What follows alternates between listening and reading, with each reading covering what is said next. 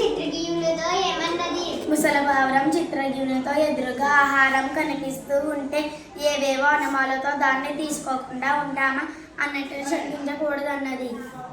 శ్రీశైలంలోని విశేషాలను తెలపండి. శ్రీశైలం కర్నూలు జిల్లాలో ఉంది. అది కృష్ణా తీరంలో ఉంది. అక్కడ మల్లికార్జున స్వామి, భ్రమరాంబ ఆలయాలు ఉన్నాయి. అక్కడ జల విద్యుత్ కేంద్ర విద్యుత్ శక్తిని తయారు చేస్తుంది. విజయవాడలో కృష్ణానదిని ఎలా దాటవచ్చు? విజయవాడలో కృష్ణానదిని పడవ మీద కానీ వలగట్టు మీదనో దాటవచ్చు. లేదంటే కనకదుర్గమ్మ వారి మీదుగా వాహనాల్లో కృష్ణానదిని దాటవచ్చు. బ్రహ్మణుడు భార్యను ఏమని అడిగాడు?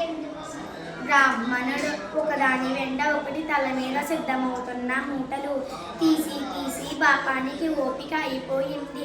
ఏమేవో ఆకలవుతూ ఉంది. 2 బూరలైనా తెచ్చిపెట్టు అని అడిగాడు. బ్రాహ్మణుడు మనసులో ఏమనుకున్నాడు? బ్రాహ్మణుడు, పార్వతి పరమేశ్వర్లారా, నన్ను మన్నించండి. నేను తెలివి తక్కువ కోరిక కోరాను. నాకు అక్షయం వద్దు, గిక్షయం వద్దు అని మనసులో అనుకున్నాడు. విజయదశమిని ఎలా జరుపుకోవాలి? విజయదశమి నాడు పొద్దుటే తలస్నానం చేయాలి. నూతన వస్తువులు ధరించి ఇష్టదేవతను పూజించాలి. ఆనాటి మేళతాళాలతో పొలిమేలకు వెళ్ళి ఇష్టదేవతను పూజించాలి. జమ్మి చెట్టును పూజించాలి. గ్రామంలోకి తిరిగి వచ్చిన తర్వాత పెద్దలకు జమ్మి కమ్మలు ఇచ్చి నమస్కారం చేసి ఆశీర్వాదం పొందాలి. రామలీల అంటే ఏమిటి?